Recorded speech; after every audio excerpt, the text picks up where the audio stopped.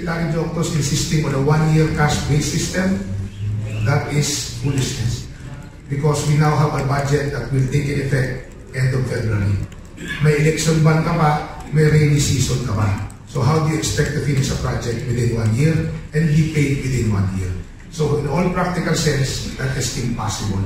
Maybe in another planet, that can be done. Sir. Patawag na rin ni Congressman Suarez sa susunod na hearing. Ikaw naman makatikim ng iniis na. Pagod na ako isla rin.